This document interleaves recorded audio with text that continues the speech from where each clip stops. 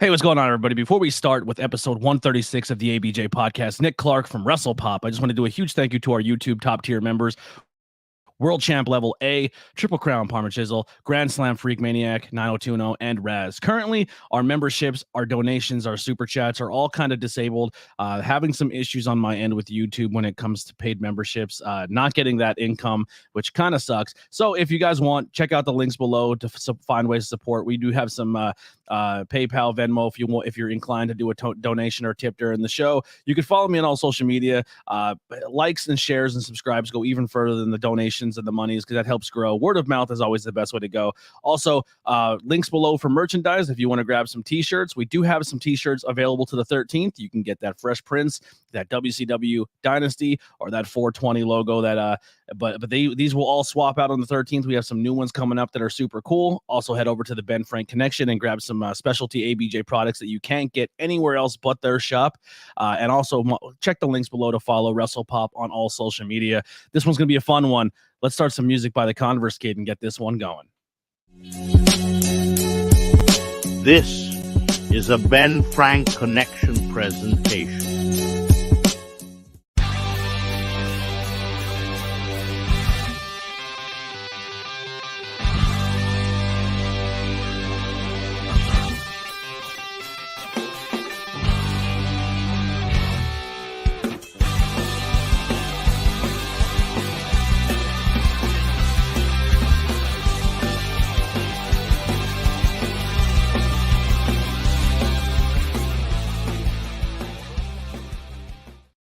What's going on, everybody? We are live, episode 136 of the ABJ Podcast. Super pumped for this one, having on Nick Clark from WrestlePop. He is an artist that I got to meet a little while back, probably my last convention I did before, my world turned upside down. But we were in Philly, and my table was set up kind of catty corner from him, and got to buy some really cool art for him and talk to him, and we kind of exchanged information and follow each other on social media. And I interview a lot of wrestlers and a lot of talented people, and I just had Chuck on Not Cool in High School Horror, who's also another horror-inspired artist, but he also does wrestling content as well. And I just love getting new things out there for people to check out. So make sure you guys go over to WrestlePop on Instagram, follow him. He has an Etsy page, I believe, that you can go and support. All the links are below. There's tons and tons of crazy art prints that we're going to talk about his art and his journey, and cannot wait for this one. So let's get right into it. Without further ado, let's bring in our guest here today, Nick Clark. What's going on, bud? Hey, Ant, how are you? I'm awesome, man. This one's going to be super exciting. I'm super pumped to have you. Yeah, man, same. I'm excited to be here. Yeah, so we met at the 2300 Arena.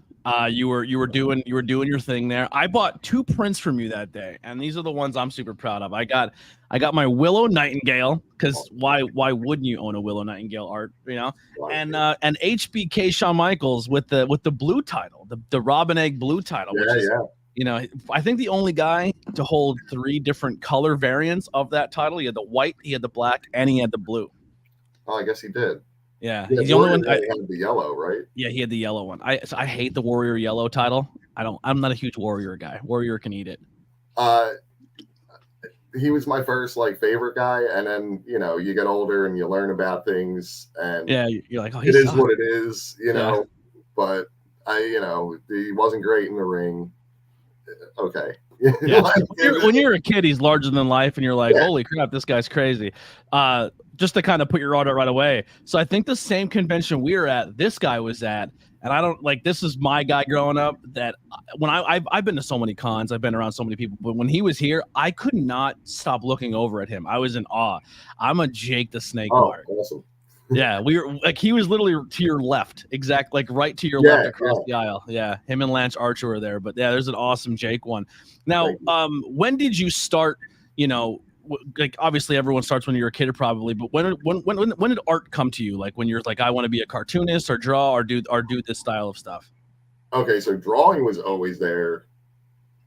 I can't tell you a time when it wasn't there.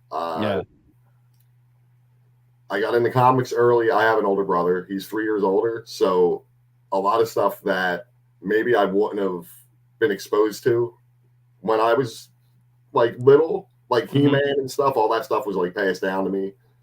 And it's all connected. It's like the He-Man, the comic books, and Thundercats, and then the Ultimate Warrior and wrestling, and good versus evil, superheroes. It's all the same thing in like my head. But yeah, I've been drawing like my whole life. Probably around like 13 or 14 was when I was like, I want to make comics. Mm-hmm. That's what I want to do. Everybody from my art teacher in school, who encouraged everything I did, but to my parents, to everyone else, was like, that's not a good idea. And I get it, because it was the 90s. There was that huge boom, and then the even bigger bust, and it wasn't. Your parents are like, maybe be a doctor. Yeah. But I had no desire to do any of that. But so I just kept at it all my life. I had some kind of side quest, I guess you would call them, with music and other things. Pro wrestling too. I spent a couple years learning. I don't want to say training, because I wasn't trying to be a wrestler, but trying to learn the business at the Monster Factory. I did all this stuff, but it all went back to like, really just, I always went back to drawing, and comics was always the focus.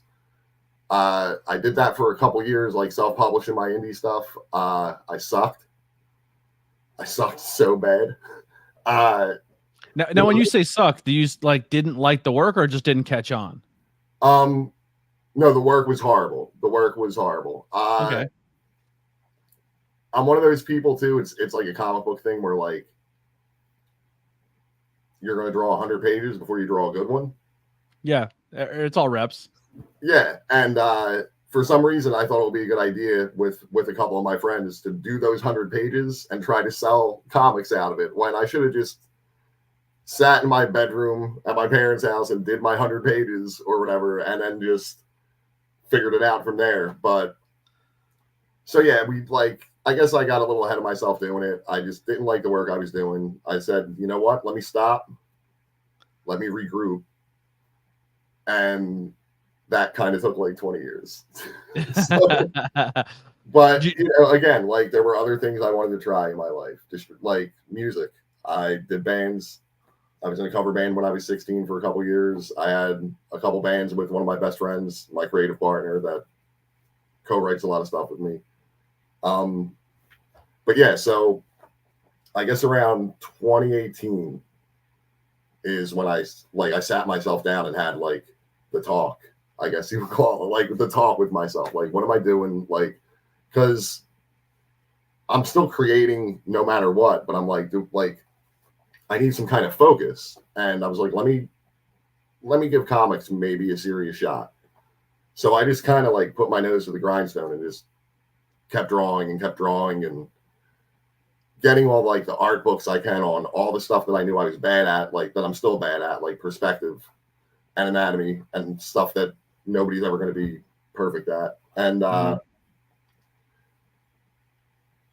sometime, I think it was November of 2018, I started going to what I call my comic book college, which was not even really going anywhere. It was just two cartoonists from Pittsburgh who started a YouTube show called Cartoonist Kayfabe, which I'm wearing the shirt right now. Nice. Obviously, you see cartoonist, yeah, and then Kayfabe. Pro wrestling. I'm like, all right, well, and I knew who these guys were because I read comics. And I was like, all right, well, this will be cool. And do you remember Wizard Magazine? That's where it used to like give you a preview of what's coming out for the month. And it was all like industry stuff, like who's drawing what, and we're talking to Todd McFarlane because like Spawn and Batman are crossing over. Well, the channel started with them looking at all these magazines, like Wizard #1, and going on and on. But then it became basically analyzing comics and talking to cartoonists about their careers and how they did what they did and why they did what they did. And it really lit a fire under my ass. And I just, again, I started looking at it as like college, because I never went to college. Didn't want to. And then I started making comics again, just for myself.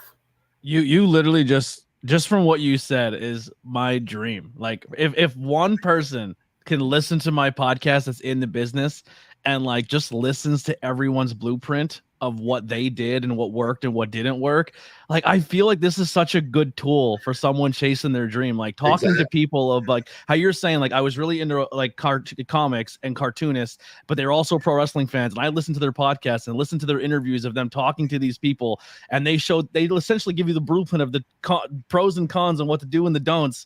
Yeah. And it inspired, like that's the dream of a podcaster. Like that's amazing. Yeah. And so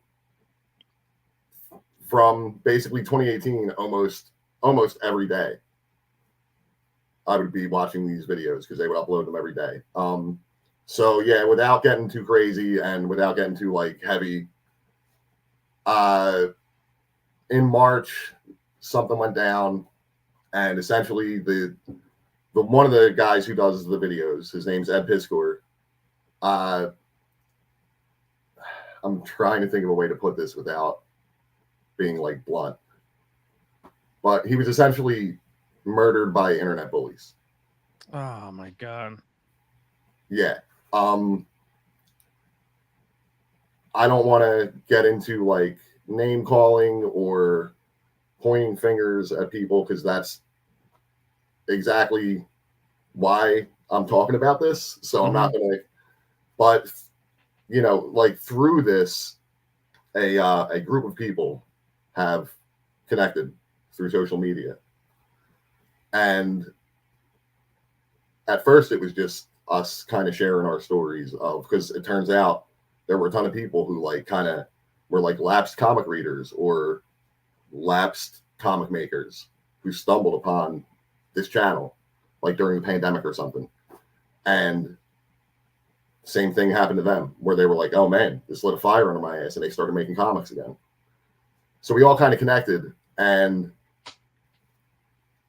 we're all doing our own thing, but we're all kind of basically what we're doing now is we're trying to like humanize Ed through our work and through small little things. And like, for example, I don't know if you've seen on the Instagram, I post like a panel almost every day. Yeah. That's Ed Piscor's art. Okay. Which the response, that was a response to a tweet that I was made aware of from a writer who's, I'm not going to mention this person's name because this person isn't worth mentioning. But they basically insulted his art and was like, everybody's talking about how much he loved comics, but nobody's talking about his art. Show me your favorite panel. All right, I'll show you 100 of my favorite panels. And art's insanely subjective, and everyone who creates it everyone has their own flair. And if you try to be the next version of somebody else, you never become your true version.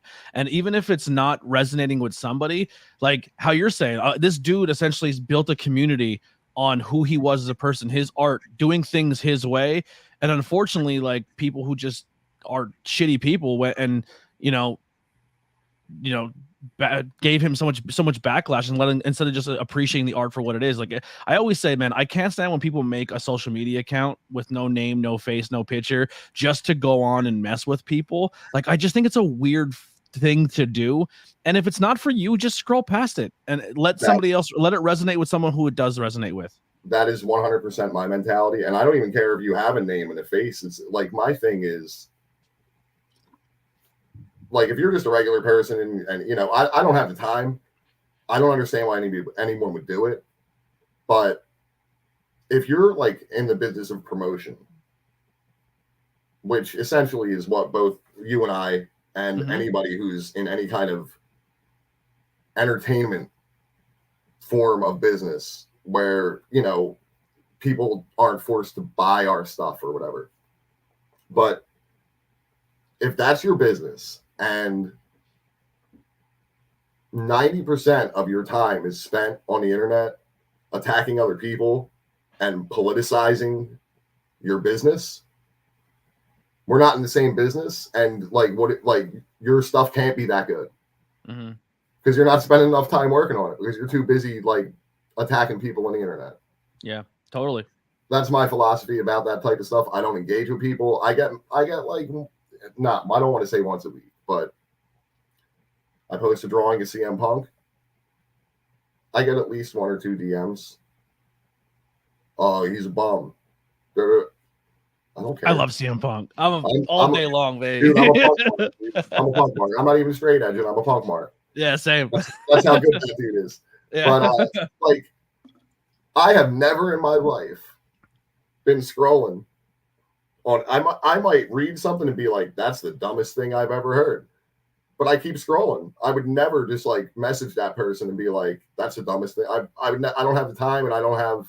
It's such a weird, weird mentality to be in. Like when you're an artist and you're putting art out there, and I use the word art obviously vaguely because I feel like your art is art. My podcast is my art. You're a pro wrestler, that's your art. Like you're a musician, that's your art.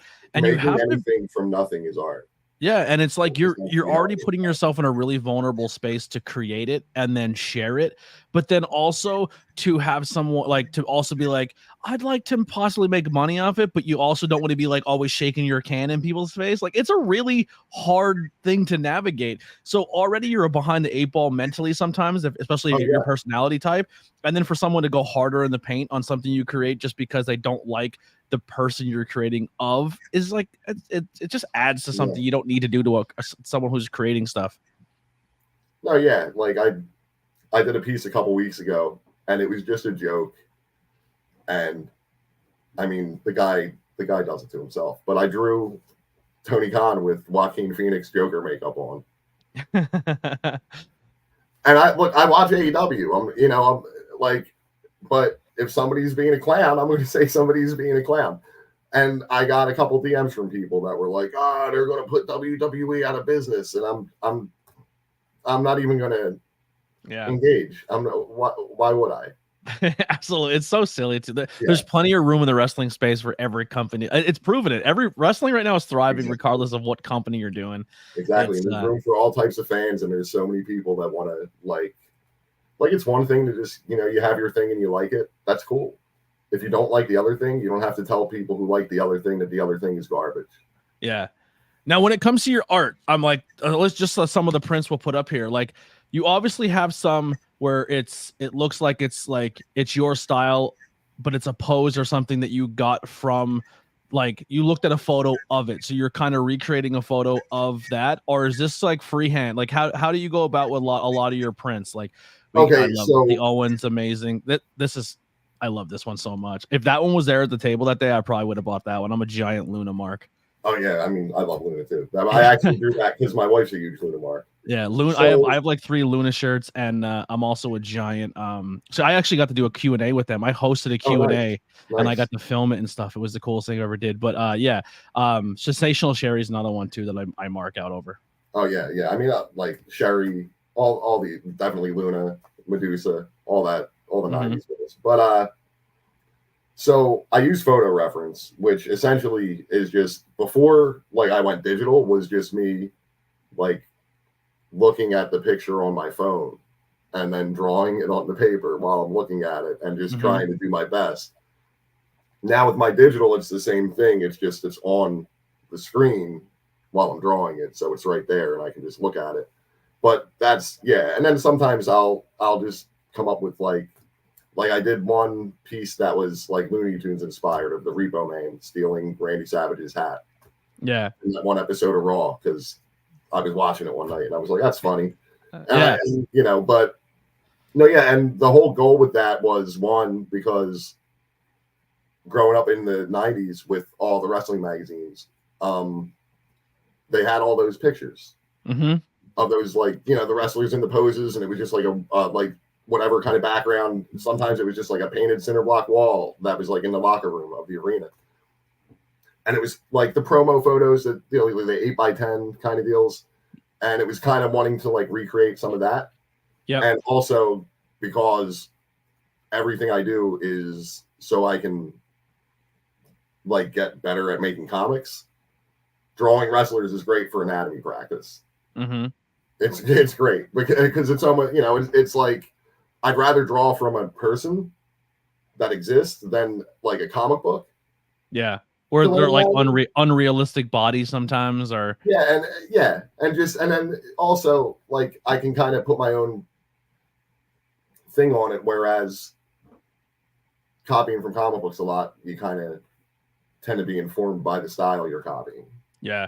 I can't look at a photo or like when someone can just go from memory and just paint from memory or draw from memory and get every minute detail of their facial expressions, Right. like that blows my mind. I'm someone who, like, if I look at something, I can't do realism. I suck at realism, but I can cartoon. So I can look at a photo of them and then draw them in that same pose. Like I'm almost like a photocopier. Like look at the real photo. Yeah.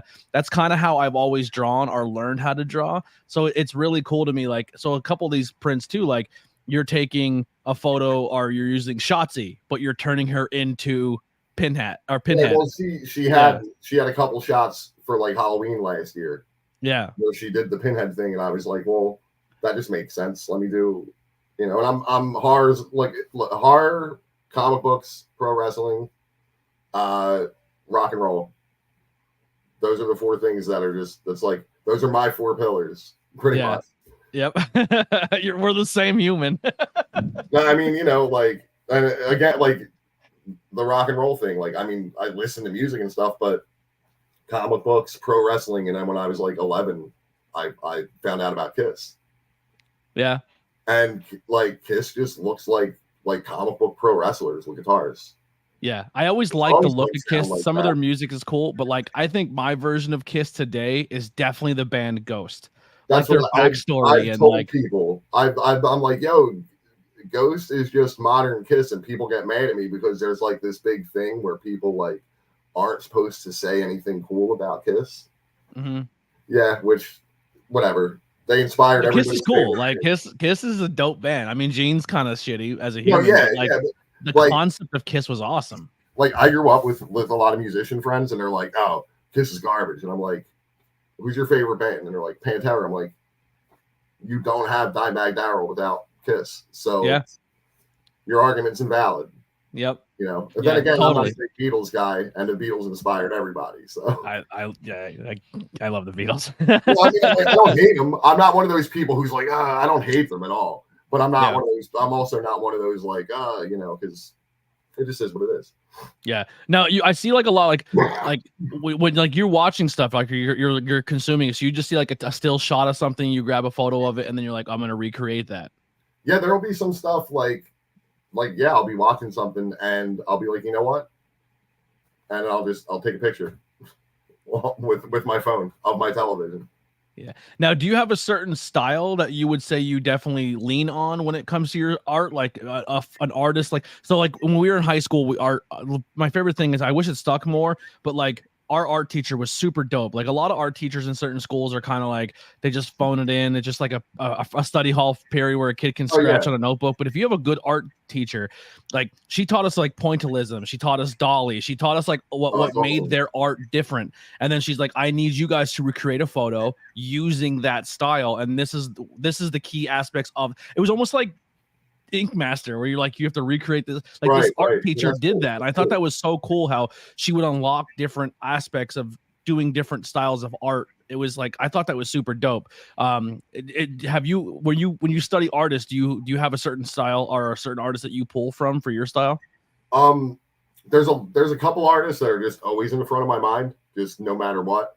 One is Mike Allred, who is the creator of a comic book character called Madman. He's drawn a ton of stuff for Marvel and DC over the years. He's a legend at this point. Also Mike Mignola, Hellboy, another indie. All my biggest like influences aren't like, they're like indie guys, but Charles Burns, who's also, I don't think he's from here, but he lives in Philly now, but Black Hole by Charles Burns is probably in my top 5 comic books of all time.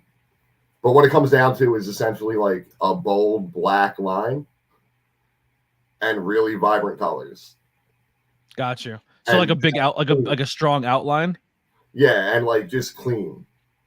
Like, like the 90s image stuff, which I love it all, but like Todd McFarlane, Jim Lee, where there's all these lines all over the paper. I love Jim Lee. Oh, I love Jim Lee. I absolutely love Jim Lee. I do not want to draw like Jim Lee Yeah. at all. That shot of Batman looking over the city on top of the gargoyle with the blue and gray and the cape flowing that Jim Lee did for Hush, like that's my favorite image of all time. Like, Hush is like Hush is just a masterclass in like everything just being almost perfect as far as like the drawing. Mm-hmm. Like it's just so good. The cityscapes, the anatomy, everything's just the detail is insane. That's not me. Yeah. I'm real, like there's also an old school guy, Alex Toth, who I don't know if he created the characters, but he designed almost all the 60s and 70s, like Hanna-Barbera characters. He designed Johnny Quest. He designed Space Ghost. He designed Birdman. He made tons of comics on his own. Space Ghost does not get enough love. That's one of the greatest shows ever. Yeah. And like his whole thing was simplicity. And not like simplicity as in like because it's lazy, but just like do you need every single wrinkle in an old person's face to show people that the old person is old? Yes. Like just little things like that, or like a simple line can determine so much. And it looks impossible to me sometimes, but it's just, wow, it's just one line and it's somebody running. It's crazy. That's what I'm going for. Pulling out the detail in a face. If you're taking someone and turn them into a cartoon, like there's one aspect to the face that you have to capture to make the rest of the face make sense, if that makes sense. For me, a lot, what I try to do is I try to find the one thing that is like the most distinguishable thing about that particular person and not necessarily exaggerate it, but make sure I get that as right as possible. Mm-hmm. The other one that I've always found most important is where like I'll have some where I'm like it's almost all drawn as far as like the likeness, and I'm like, this is still kind of off. And then I do the eyes, and if I get the eyes right, nothing seems off. Yeah, it pulls it together. Yeah, so the eyes are a big part of it. You know what, cartoons for me growing up, I always had a hard time drawing, and it comes down to the dimensions. And if you're off even a centimeter on a dimension or the eye or the head, it like they look generic. South Park and The Simpsons, like if you're off on a little bit of a scale, they don't look like the character. Like everything base could be there, but if one thing, like if the eyes are too big, or like they're like they look super simple to draw, but if they're not done to scale, you could throw a whole drawing off. Yeah, and that's like almost to me, that's like mastering that. Where like it was certain, like a guy just mentioned, Mike Allred, like his stuff, if you pull his stuff up, it looks like it's very simple. But when I was like 16, 17, and I was just getting into his work, and I was copying stuff out of comic books all the time, I couldn't draw any of his stuff. I couldn't wrap my head around it. I probably might be able to pull some off now, but I haven't tried. Yeah. But I just don't do that kind of work anymore, where I'm just like looking at comic book stuff and trying to draw what's in the comic book. I'd rather make Yeah, absolutely. So you said you're working on comic books now. What are some current things you're working on? Okay, so right now I've got like 3 projects that are, one is just like the first draft was written, and my writing partner on that one is working his way through the second draft. Or I guess I wrote a rough draft like by hand, which that's how I used to do things. Like, oh, I got to write it by hand. I used to be like really weird about things like that. And I gave it to him, and he's working on like cleaning it up and doing like a cohesive draft that we could look at. But that's like, and it's funny because everything's like horror related. That's not wrestling. All the stories I want to tell, like I want to tell in that kind of space. Nice. So that's like kind of like a tribute to like 80s slashers, because that's like really my favorite genre. And I'm going to sound like a broken record or like, oh yeah, keep going to that well. But right now I'm working on something. I'm gonna release it for free online because I have to, because it's illegal if I do it otherwise. But I'm doing a Friday the 13th bootleg comic. Okay. And basically what I'm doing is And it doesn't matter. It's like if somebody steals this idea, it's like, well, what am I going to do about it? It's not like I can sue them, you know. And I'll do it anyway. But I'm not going to give details. But I'm basically taking 12 movies worth of a plot that doesn't really make sense when you look at the whole story, and going to make it make sense into like 48 pages. That's my challenge. That's awesome. My challenge is to make it like 48 pages. Like that's my big. And again, going back to Ed Piskor.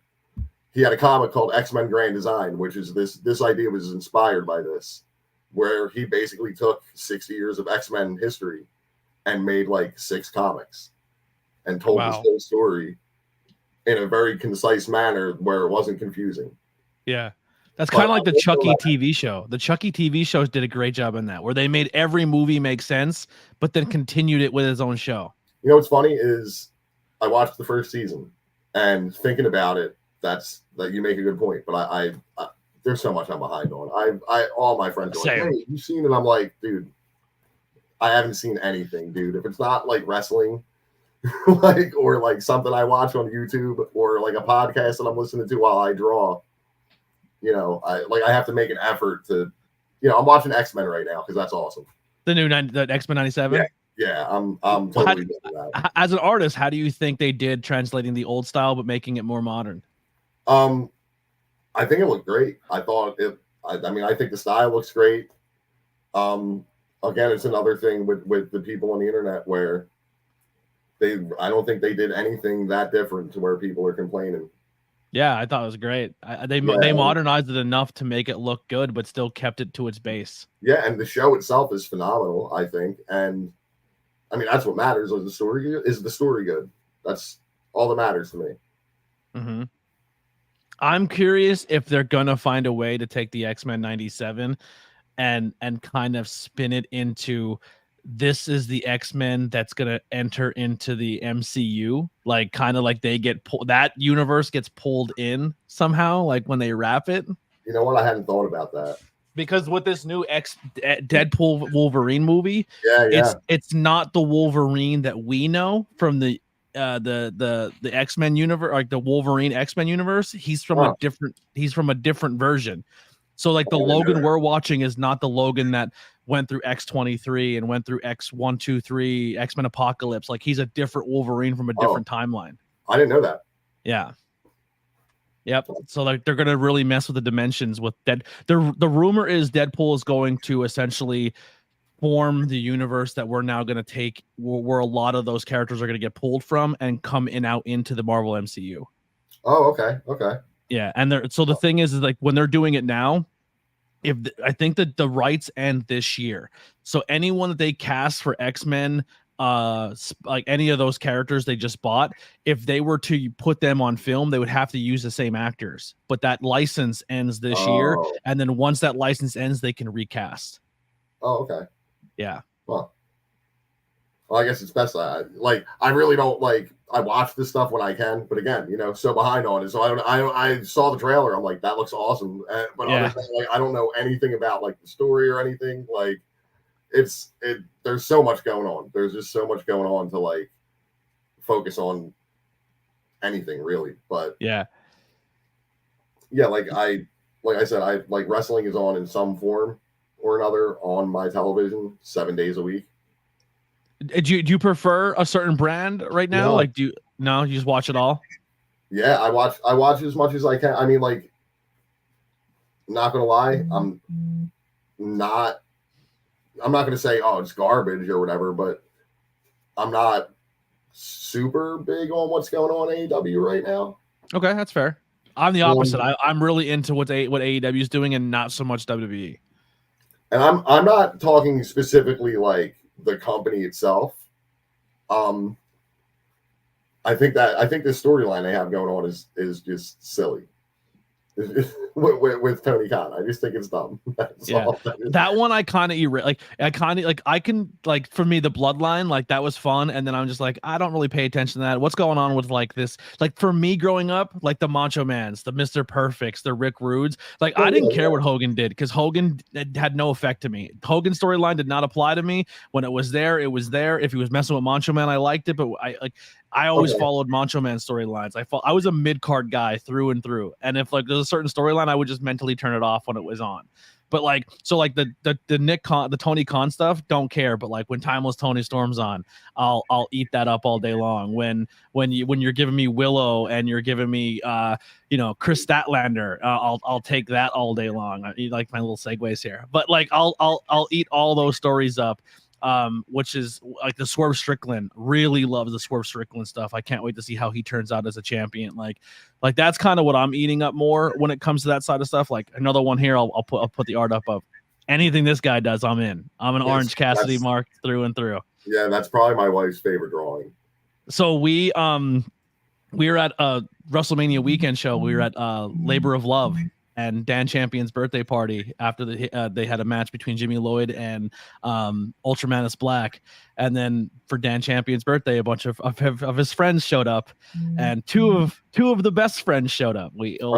And one former best friend. So Orange was there, Chuck was there, and Wheeler Udall showed up. So that was kind of sick. Well, that's awesome. That's awesome. Yeah. Witchcraft by Lily, she helps me with a lot of my art, and she does a lot of she's starting her own channel up. Everyone go follow her. That was her first time meeting like a TV wrestler, and her favorite's Orange Cassidy. And that's awesome. She was dressed as Orange Cassidy and didn't know he was coming. Oh wow, that's great. Yeah. That's awesome. Yeah. It was pretty wild. But again, it's not necessarily like it's not the stuff that's going on in the ring necessarily. It's just for me, I can't turn off I just think of things as like a booker. Yeah. And I'm looking at the whole show and I'm like, okay, you have this, and this, and this, and this is all working. And then this that's supposed to be your main thing, it isn't. Yeah. So you know what killed me at Mania? Like, to me, it ruined the whole story for 2 years. Like, I know it's so petty, but it was so dumb to me. Was the Undertaker showing up at WrestleMania? Like that did not check out at all. Like, to me, watching that, like, you endgamed it, right? So all the wrestlers that were screwed over by Roman for 2 years, they all come out to celebrate, but they can't come up and run off the bloodline, so they have that one-on-one moment. Like, it would have made more sense to me to have all those guys come out because they're the ones who've been building the story and been a part of the story, and then push off The Rock and push off all the bloodline, and then Cody has this one-on-one spot. But just to get a cheap nostalgia pop, like, I hated it. I agree with the sense of like cheap nostalgia pops because 9 times out of 10 they don't work. I was in the crowd. I'm a little biased because I was in the crowd, and like, here's the thing, man. I didn't know until the day before that I was going. Oh, that's so sick. Yeah.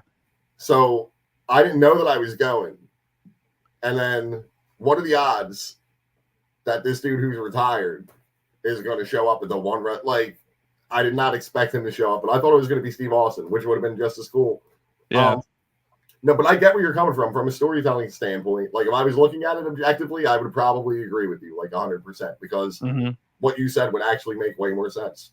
Yeah, I just think like the problem, the reason I love the Attitude Era is the Attitude Era was essentially it was a time for the wrestlers to stand on their own, like Shawn, Brett, Hogan, like not so much. Like, let me erase that. No Hogan, but like Brett, Shawn, Taker, Austin, The Rock, Jarrett. Like, they were all able to stand on their own and get away from that previous generation, and that previous generation went somewhere else, and they stood on their own grounds, and they didn't have the cheap.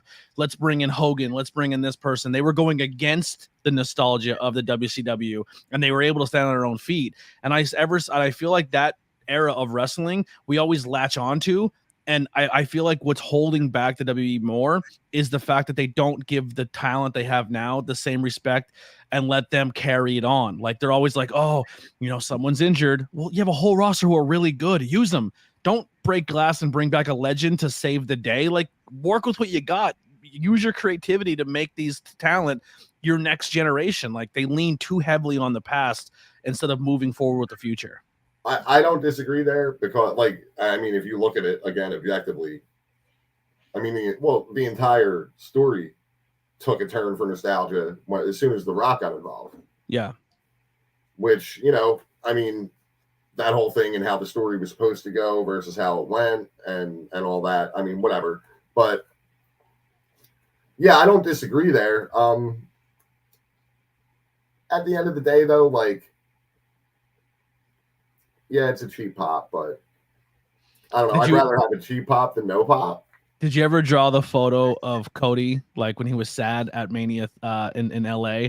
Like the sad Cody face, like and then just have the rubber chicken when someone threw the rubber chicken in the ring, just like I did. Like, I did want to do like a Family Guy riff of Cody versus a rubber chicken. Yeah. I just never got around to it. That would be amazing.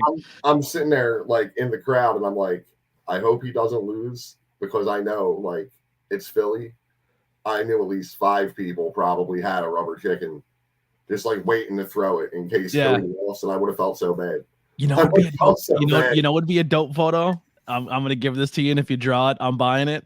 Obviously Cody finishing his story in Philly, like it's the Rocky moment. Like you got to draw Cody on the steps, like with his back, with the back, like him looking at the city, like looking down that street instead of the museum, but like you're facing the museum, like your back's to the museum, and you're facing like when Rocky, like you're looking at the back of Rocky, like that would be him holding up the title in Philly, but like that would be a sick drawing. Yeah, that would be pretty rad. Yeah, I might have to give that a shot. Please draw that. My favorite all-time piece of art in wrestling history, I always bring it up, is the old Royal Rumble poster where it was like all of them as a cartoon, and it was like it just kept like falling to the back where you lose the detail of each person. Oh, they're like in the alleyway, like but it was like street. I love that. That's one of my favorite drawings. That made a huge impression on me as a kid. 97, I think that was, right? I'm not sure because I know or 90. Is it 94? I think it might be 94. Because they did them like they did an old school one, and then they did one that was like a tribute to that one. Because there was one with like Hogan and the Warrior from like 90 or 91, 90, I think it is. Yeah, there's one with like Hogan and Warrior and all those guys, and it's like a painting. I think Joe Fusco did the painting, and then I think like Attitude Era, somewhere around there, they did like a redo, but with all the Attitude Era guys. I think that's how it was. Yeah, totally. The artist who did that, he did like the Hulk Hogan pinball machine. Yes, he did a ton of the same stuff, and he did like cards for Marvel at one point too. Actually, I just found a spoof. Actually, here it is right here. This is the drawing, and then there's a spoof of it that is so fucking cool. I hope it lets me post it up here. Sometimes it doesn't let me do it. All right, yeah, it's loading in now. But as we load it, here's some other cool art. Obviously, here's the greatest division in wrestling history. Are you a Brett guy? Are you a Sean guy? I love that. That's my favorite. I love the Monday Night Draw logo. That's so cool. Yeah, that was another thing where I was just like, let me do a weekly challenge, not weekly challenge, but like let me do a weekly drawing thing on Instagram and theme it around that era of Raw. Mm-hmm. And here's the drawing I talk about. This one, and then I actually forgot Texas Tornado was in the middle of that. That's crazy. That is crazy. I did not know he was there. But then they did a zombie version. Oh, nice! I don't think I've ever seen that. Yeah, as I searched it, that's what popped up. I go, that's fucking dope looking. The sad part is like 90% of them are actually probably dead like that, and it's Adam Bomb as a zombie. That's a cool drawing. I'm a huge Adam Bomb mark. I don't know why. He's badass, dude. He was like, he was so cool. I loved Adam Bomb. he just came out and just like plowed through jobbers. It was like he was scary as hell, like that big friggin' heel dude, powerhouse heel. Yeah. Now here's a cool one where you can mix the art of horror and wrestling together. Great Abaddon photo here. Yes, thank you. Yeah, no, that was cool because I specifically picked that one because I was trying to figure out like it's probably hard to see when you're looking at it like on a screen on a television or on a phone or something, but I wanted to figure out how to make like the mesh look like mesh, as opposed to like just another like layer of color. I wanted to make it look actually kind of translucent, which it was me trying to learn something pretty much, which is everything I did was me trying to learn how to get better. Yeah, so here's a question for you. So you essentially are switching over from drawing on paper onto digital art. I tried to do the same thing, and I went out and bought like a really expensive art pad. but like I have to physically see what I'm like. I can't use the art pad and then look at a screen and like it mess with my head. And then to learn all of the functions of like how to make your thing smaller, like it's like relearning how to draw. Like how long did it take you to transition from paper and pen to then going to digital? So it took me like a bunch of attempts because the first 2 times were what you had.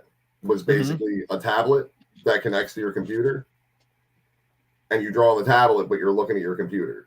Yeah, that fucked with my head. No, yeah, I couldn't do it. I mean, there's actually like drawing that I've done, but that's not how I draw regularly.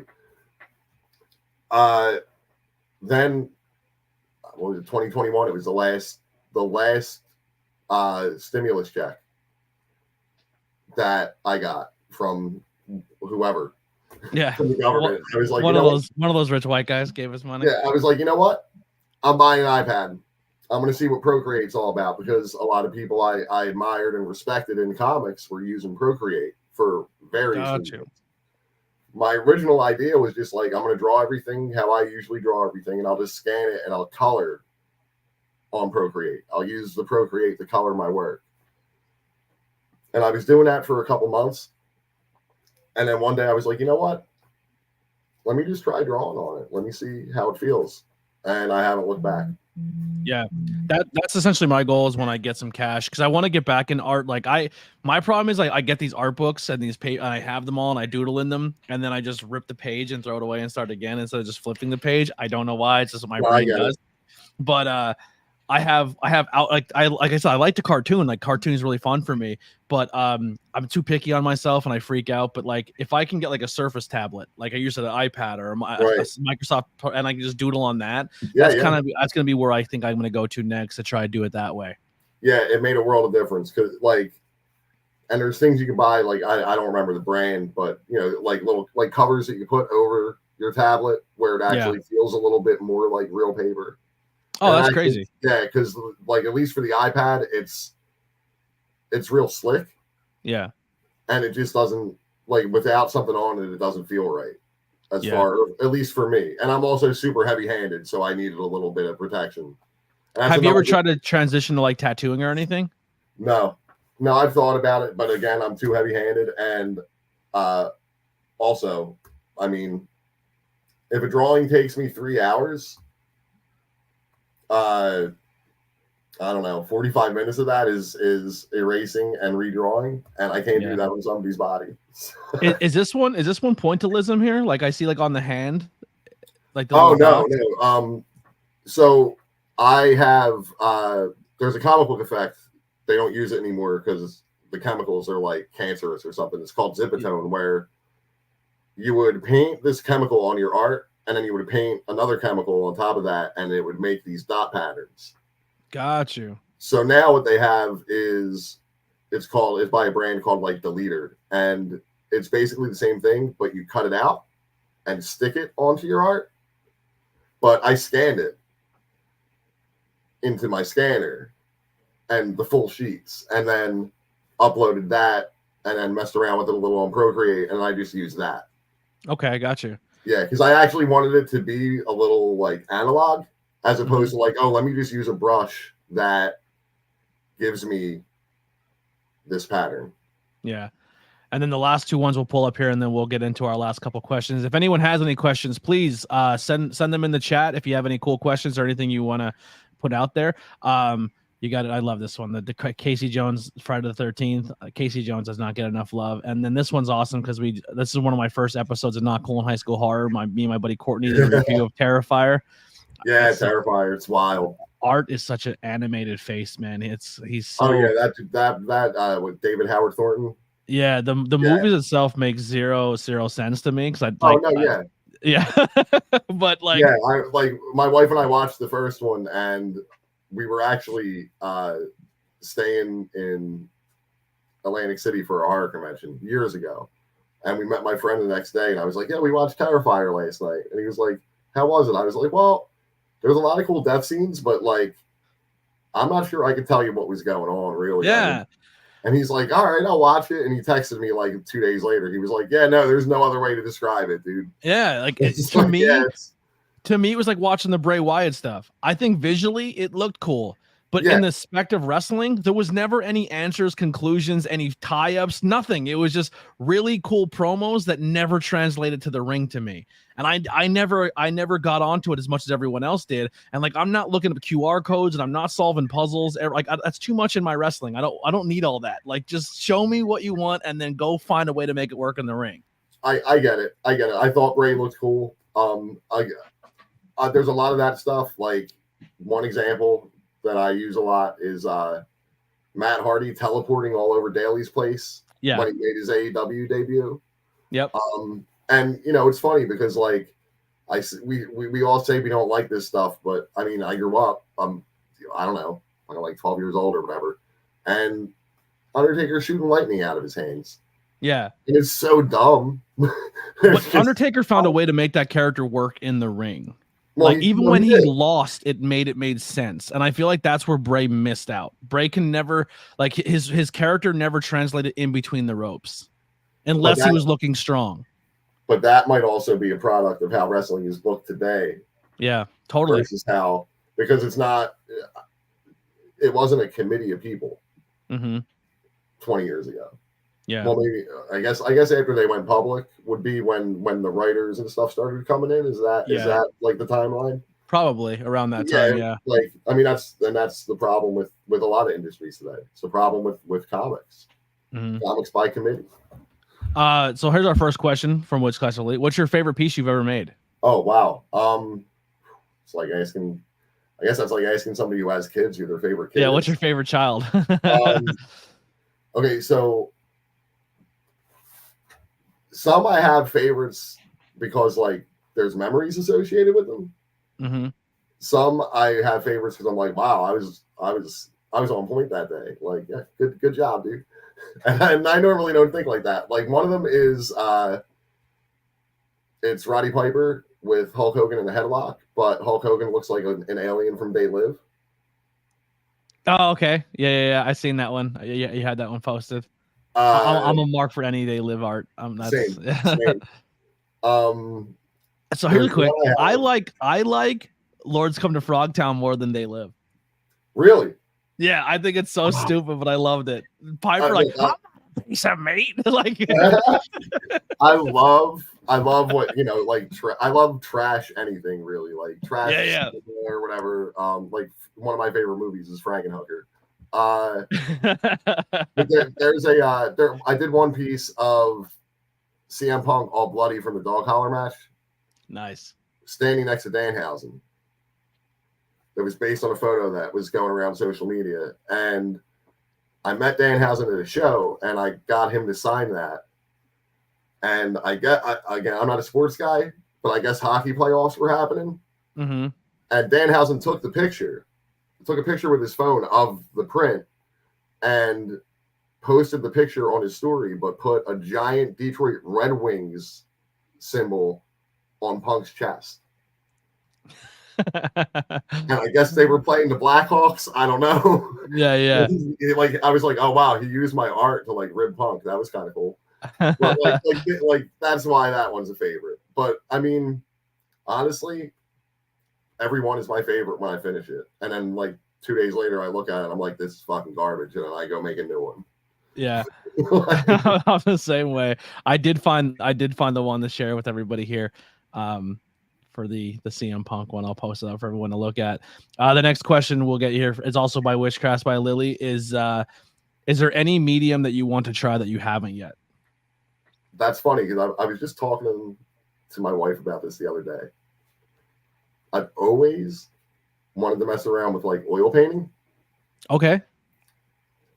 I just know that I know how I am, and I know if like I just decided to do that, that's it. That you're buying $6,000 worth of equipment to do oil painting. I'm just gonna dive into it, and I'm like, you know, I'm happy with what I'm doing right now, so I don't want to like do anything else. And I was telling my wife, I was like, you know what? Maybe after I retire, grow out an afro, do the Bob Ross thing, you know, just paint some happy trees, like you know, maybe that's when I'll do that. But no, I've always wanted to try oil painting. I want to mess around with like certain techniques like there's like a technique Andy Warhol did with like blotting, where like he would trace a little bit with ink and then blot it down and then trace the next line and blot it down. But it's this weird technique of like just things like that. And then also I've been talking to a couple people about this, like within the comics world, where like as much as I love the drawing on the iPad and what that's done for me as far as like how much better I've gotten, and it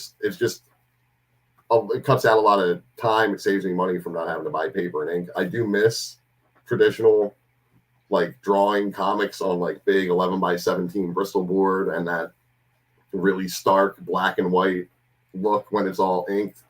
So I might get back into doing some traditional art this year. Mm-hmm. But aside from that, you know, just like there's always stuff I'm just like, oh, maybe I'll try that. You know, what's a really cool style I've been seeing people do is they'll draw, like I seen one, I'm not a huge anime guy, but like they drew Goku and they draw him doing the lightning bolt thing he does. I don't know what it is. Yeah, but his move, his kame, I'm gonna say it wrong and then we're gonna make fun of me. It's Hadouken. Yeah. I think it's essentially a Hadouken. It is a Hadouken. Yeah. Mortal Kombat, it's a Hadouken. But they take blue ink and they put a huge glob of it where his hands are, where it would be, and then they get a blow dryer and they just blow the ink all over the paper and then hard line trace all of the blue ink spots and then make that the foreground and then read and then draw like, or they take it with like a coffee stain. They like drip coffee or soda on it and let the stain take the paper and then use the stain to like mask. It's so cool. It's a cool idea. I love it. Or they take a drawing and they do like a 4-square drawing of like Homer Simpson, and they'll say one side's realism, one's X-ray. One's, yeah. Like, there's a lot of stuff on Instagram where it's like draw this in your style. Yeah, and people will just, you know, like you just said, like someone who has like a Simpsons type style will draw like some random subject in that style. Yeah, there's a lot. Like when me and my brother were kids, he used to do this thing where he would draw like there's some weird shape, and the challenge would be like make that a thing that makes sense. Yeah, and it's just this weird like blob looking thing, and you're like, what? But you just try to make it like, well, maybe that kind of looks like maybe it looks like a horse with just like one big leg. Yeah, and then you just try to draw that. We used to play this game as a kid. We would take a piece of paper and we fold it into 3 or 4 spots, and we would say top is the head, the next fold is the body, the next one is like the leg, and then like you had to like shape it in this like between each fold, and then like my buddy would draw the head and then he would fold it, and then I'd have to, and he would just show me where the neck would connect, and then I have to draw a body where the body, the torso, the arms and hands where the neck would connect, but then I would draw where the waist would connect into the legs, and then fold it again, and they would draw the legs, and then we'd unfold it and see our creation to see that's really cool. Like, yeah, we used to do stuff like that. That's a really, like, I'm about to just start doing that now with somebody. That's great. Yeah. That's a really cool idea. we used to do it all the time. Billy Quick, if you're listening, that was we did that all the time. But yeah, so kind of go back to art and wrestling once again. The independent wrestling scene. Are you into the indie scene? Do you like going to indie shows? Define indie. Like local shows like GCW, or like back in the day at Chikara, or like you go to like a local show for Labor of Love, like those smaller indie shows that are on the air.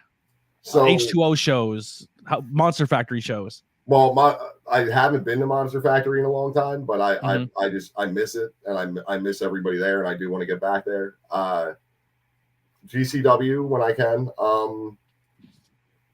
We only did one show during WrestleMania weekend for GCW, but because we were down at the arena most of that weekend. MLW when they come, and then like we watch a ton of stuff on Fight. Nice. I've been watching recently ICW out of Pittsburgh.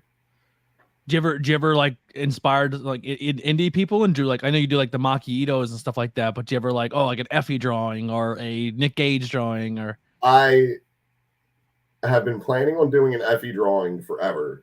Also, Alley Catch.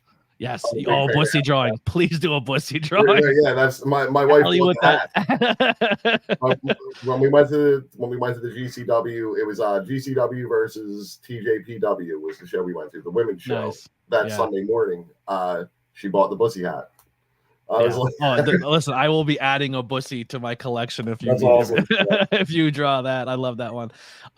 Now, do you also take commissions? So say if a local independent wrestler is like, hey, I want a new t-shirt idea. I really like your art. I heard of you on the podcast. Do you do commissions if someone were to hit you up and like, here's an idea what I want to do? Can we work together? So like that, yeah, like I do commissions as far as like if a fan is like, hey, I would like a print of this person. 9 times out of 10, if I've already drawn one, I'll be like, hey, I sell these for like $10 a piece if you want this. Yeah. But the wrestling, like if it's a wrestler, and then it all depends on what they want. But yeah, no, absolutely. If it's something that works out for myself and the wrestler, I'm always open to doing stuff. Always. Awesome. I'll be hitting you up for an ABJ podcast version of a logo for you one day. Oh, absolutely. Once I get my shit together, obviously.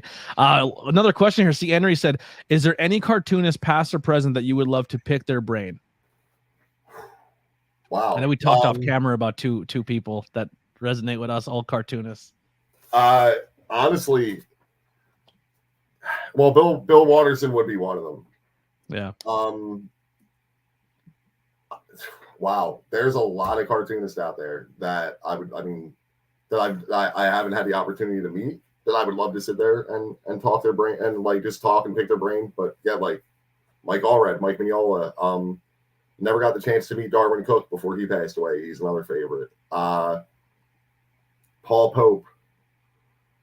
I'm like totally blanking right now, but anybody who was from the 50s who did like the Tales from the Crypt stuff, all those guys. I'm a huge fan of the EC, like old EC comics, like the EC artists. I'm looking around in my room now. Alex Toth, he's another one. Kevin Eastman and Peter Laird, who created the Ninja Turtles. Yes. I'd love to just sit down with those guys and just pick their brain. Yeah, I'm also like a huge fan of the old. I know it's not really comic book, but it's the cartoonish books, but like the old Winnie the Pooh books. Like I just like the art style of the old 100 Acre Woods and like the quotes that dude Winnie the Pooh dropped knowledge on people back in the day. Like his quotes are iconic. Like, and what's funny to me about that is like, I know it's not comics in the traditional sense, but like to me, and people might disagree with this, and I'm not saying it's like some kind of fact or anything, but to me, like you said, a Winnie the Pooh book, which I guess people would classify as a picture book, maybe. Yeah. But like, let's say the image is Pooh and Piglet walking down a path, and the text explains that they're walking down the path, and then it's their conversation. That is the marriage of words and pictures. That is comics. Yeah, that's 100%. I agree. Like, I may not ever say like, hey, good job, but like you take a photograph and put a caption. If you take a photograph and then like put a word balloon on top of it, and you take another photograph that's like in a sequence with that, with a word balloon next to it that makes sense. Memes, in a way. Memes are comics. Yeah. Totally agree. Now, I mean, memes are comics that make absolutely no sense unless you know like 30 years of internet ridiculousness. Because it's like a foreign language at that point if you don't know like internet stuff. But it's that's an extreme example, but marriage of words and pictures to me is comics. Do you have a favorite meme like that you look like it's like a go-to, like it always makes you chuckle? Oh, man. I don't know if it's like a meme, and I don't know why. This is so dumb, and I'm thinking about it. There's a clip. It's like a TV clip, and I don't even know. I think it's from like Nigeria or something. But it's like a soap opera, and the woman is explaining that she's pregnant, and the guy's just going, "Oh my God," over and over again. And the way he's saying it is just. I used to say it all the time when I was like surprised at something. Not really like a favorite. I like the Wolverine with the Jean Grey photograph where they always change. That's a classic yeah, one. That's good. And see, like now there's like groups that make memes all day. So now there's not like one boilerplate meme that everybody uses. Yeah. It's become an own art form. Like a meme art is, it's become its own art. I can't even remember them now, but there's like a group I'm in on Facebook, and I don't contribute to it because I don't have the time to make memes, but it's literally just Seinfeld wrestling memes. Oh, wow. And there's another one that's just wrestling memes, but it's all Sopranos. I need an Always Sunny one.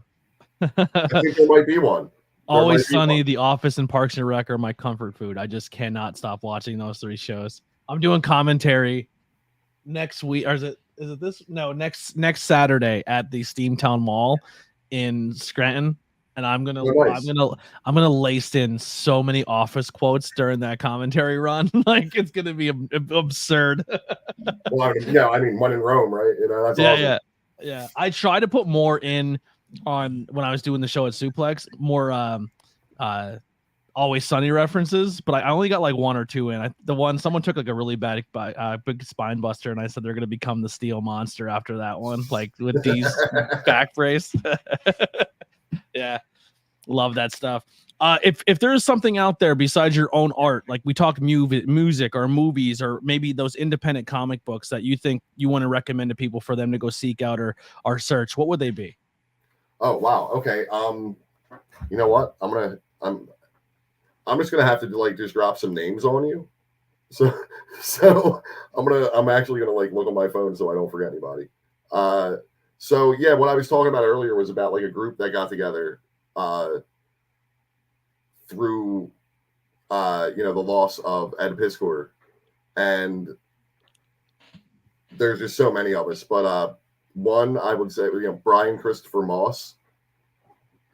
He's kind of the one who mobilized us and got us all together, and he's an incredible cartoonist.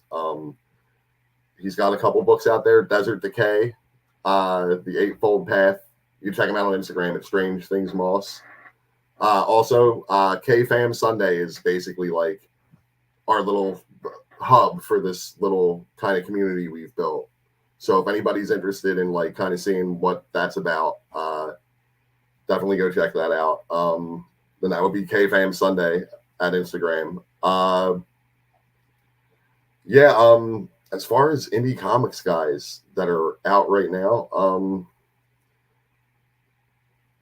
I don't know what, there's people that are indie that have done work for Marvel. It's weird. Are they indie? But I'll say check out Jim Rugg.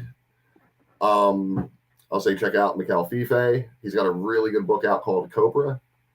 Chuck Forsman, Michael Sweater. He's got a great book called Everything Sucks. Everybody that I know, I'm sure you would love it. It's a great book. I guess Becky Cloonan. She's not really indie though. Everybody should read Eric Powell's The Goon just because.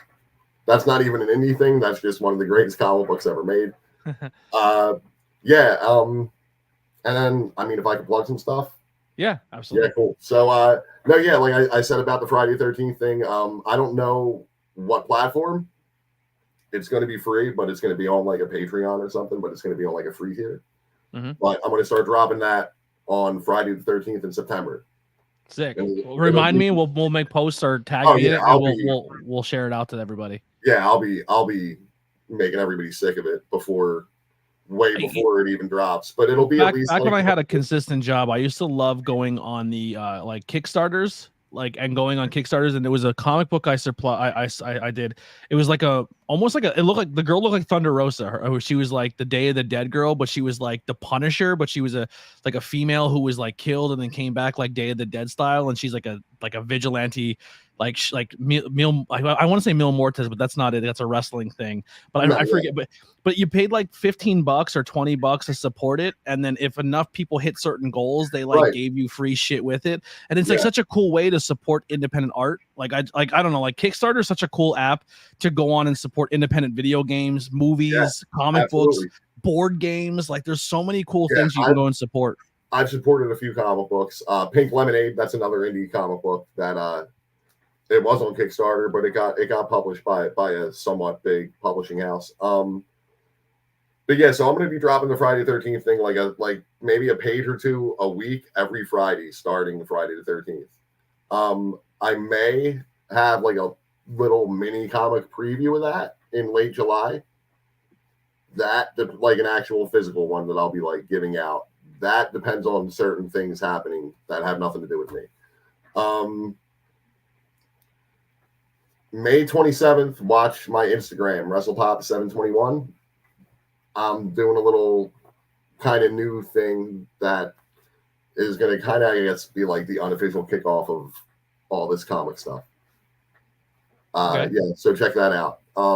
You know, it'd be a fun idea for you. Just another one I'll give to you. Another awesome art idea, Well, especially if you want to make a couple ideas. bucks. So, like a Kickstarter thing. Like if somebody wants to fund or donate to the comic or help you as an artist, you should do a thing where if someone gives you a certain tier, you'll draw them in a death scene, like their likeness as a like they'll That's a get good killed idea. off in your comic. You know what I mean? Like if you donate this, I'll draw you in the book Yeah, getting that's- killed by my killer.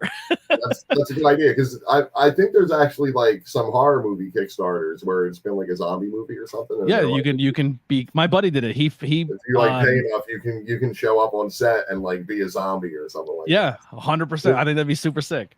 No, that's actually a great idea. That's like I've seen bands like there was one band I can't remember who, but they were like crowdfunding their record, and they were going to do a tour to coincide with their release. And one of the perks on their Kickstarter was if you paid them a certain amount of money, you could either request a song to be played at the show you're going to be at, or you can get up there and sing it with them. Oh, that's awesome. And I was like, what a great like because there's so many fans who wouldn't love to do that. Yeah, no, Who I would totally love agree. to go on stage and jam with their favorite band. Like that would be awesome, right? But that's kind of the similar thing. Like, oh, hey, you know, if you go into this tier, I'll draw you as a victim in this book. That's a really cool idea. Yeah, That'd be so sick. I'm gonna file that away in the old filing cabinet. I think that's what they did for the Friday the 13th video game. If you bought a certain tier, but they only had so many, they made you a playable character. Oh, right. I think that's what I played the game. I loved the game. I crowdfunded that one because I wanted the Tom Savini. I'm a huge Tom Savini fan, and they had a special Tom Savini Hell Jason, and I was yeah. I want that. Dude, Maniac. Maniac is like top tier Savini effects right there, man. Yeah, I'm a Dawn of the Dead guy. Dawn of the Dead's probably one of my favorite movies of all time. Dawn, Day of the Dead. His effects in Day of the Dead are insane. Yeah, but I was actually just at the mall a couple weeks ago. I've never been there. I want to go so bad. Dude, the Living Dead Museum is so cool. And then isn't it like 45 minutes away? You can go to the cemetery from Night of the Living Dead. Like it's all like right by each other. I think it was actually like a half hour from the mall. We didn't go to the cemetery, but because we were it was the day we were coming back to Philly, but I was like, I gotta go in the mall because they had like a little bust of George Romero on like the first floor. But then on the second floor, they have this awesome Living Dead museum. And it's like I think it's like $8. That's so they worth have it. all these props and all this cool stuff. It's so dope. It's so dope. I went to a Steel Panther concert in Pittsburgh, and on the way home I was like, we're stopping at the mall, and I pull into the mall and I'm like, yo, it's dead. Like, oh my god, I hope this mall doesn't close down. And we pull up, and I didn't realize because I don't care about holidays, like holidays and birthdays, I just don't register. And I was like, why is it closed? And it was Easter Sunday. I was like, the day of the zombie is the day I can't go into the mall. Are you kidding me? You would think, right? You would think. That's funny. Yeah, it was so fucking bummed. I was like when's I coming to fucking Pittsburgh? But I gotta make it a trip out there to go see it. Now that I know they're just because when I went there, we went to SteelCon, and they're like, it's unfortunate, like there's nothing in the area that really cares about the history or the tradition of the mall. Like the mall doesn't even do anything. So the fact they put something in there then is dope that they actually did it. Yeah, and it's cool because like outside it, like they had a little window display on the first floor, and then there was like the George Romero bust, and then the thing upstairs was like I don't know, you know what their deal is, but it was cool, man. There was like all these different rooms for all the different movies, like with screen used props and stuff. It was awesome. It was awesome. So cool. All right, man. Anything else that you want to talk about? You want to plug before we get out of here? Not that I know of. Just you know, if look, if you're like an internet personality or you're a type of creator, try not to let people like get to you. like what they say on the internet. Try not to like be as bad as they are with the stuff that like they say. Just like, I don't know. Let's be good to each other. Mhm. You know, it's I don't know. I'm getting older, and it seems like it's getting worse out there, and we just need to. I don't know. We just need to stick together. You know. Totally agree. No, and it's awesome that you guys were able to make a community based off this guy, and I'm sure if I'm sure if he was if there is something or looking down or whatever, however you cope or however people believe or their belief system, I'm sure he'd be very proud that you guys all got together and is keeping his name alive and doing the right thing and keeping him up on a positive note. That's super dope of all of you. Yeah, and I won't want to speak for him, but I'm confident that he would. Yeah. But yeah, and then I guess in the spirit of that, make more comics, read more comics. Support independent people. Yep. They have everyone's out here doing cool shit. If there's anyone a part of your community or other artists or any people doing cool things, send them my way. Like I want to get out more just of the wrestling scene. The wrestling scene is so cool because you could pull like everyone who's into wrestling also loves horror and also loves pop culture and also it's very encompassing. But I would love to talk to more artists and comic book people and give them a platform and really break this podcast open into different ventures. So if there's anyone out there that you know, or if anyone's listening to this, man, hit me up. I'd love to have you on the podcast. You know what, like, and well, here's the thing too. There are a bunch of people who I don't know if they were watching tonight or they're going to watch later, but they're aware of my being on here tonight. And I mean, I'm going to send them the link when I finish up. So yeah, and I'll let them know. And I mean, because we're all just a bunch of people and it's not about like making it, or it's really about wanting to make good comics and not be like bogged down by the industry and the scene in it, where it's basically a scene that it's like people who eat their own. And I don't want any part of that. I'd rather just make my stuff and share it with people who dig it. And that's pretty much it. Yeah, definitely got to have you on Not Cool in High School Horror. We'll do a horror movie review. Love to do that with you. And then we can do the Not Cool in High School. We could pick a movie or we can pick out a comic book and read it and talk to about it. Like my buddies used to have a podcast called Pull Box Pals, but unfortunately they just did their last episode. So I can't even send you to them to talk about your podcast because they every Wednesday they went and bought a new pull of stuff and would talk about it. I loved it, but it's hard making content and they're also musicians as well, so it was hard to juggle it. But this platform is always open to you, Nick. I love you to death, man. I anything I could do to help you, please don't be afraid to reach out and use this platform. Thanks, my community is amazing, and they're going to show you all the love they possibly can. Awesome, man. And thank you so much for having me. You're awesome. No, seriously, I was like, I want to be on this dude's podcast like the day we met. So it's like a year goal now that happened. So my bad. I wish it would have happened sooner, but life sometimes kicks you in the balls, No, but my whole thing too is it's funny because like I don't put myself out there probably as much as I should. I don't ask enough. I get paranoid that I'm gonna get denied, so I don't say anything. I don't know. It's some weird thing, and it's like I'm not doing this for a living. Like I have a job, but like I'm doing this because I want to do it. But like I also don't want to sing for my supper. Yeah. If that but like I want to earn it. I don't want anything to be handed to me. In the same boat. But I don't want to ask someone for a job. I'd rather someone be like, this dude shit is good enough, I want to hire him. Yeah. That like I don't want to have to ask for it. I want my work to speak for itself. Yeah, I can't sing for myself, but I use my platform to sing for others, and I'm singing for you, brother. And please hit him up. Buy some prints if you need cool logos or designs for your podcast, your wrestling gear, your anything you got going on. Hit him up. He's a fantastic artist. It's the work.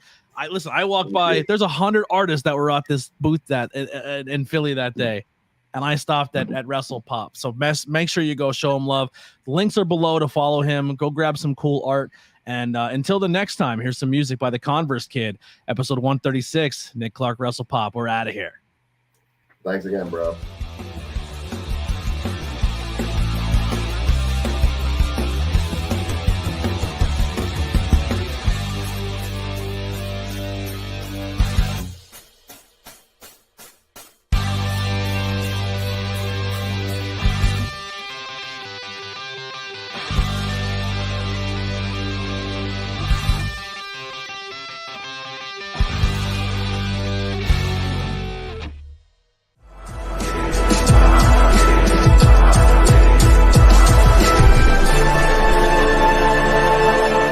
Thanks for watching this presentation. Like, share, and subscribe for more.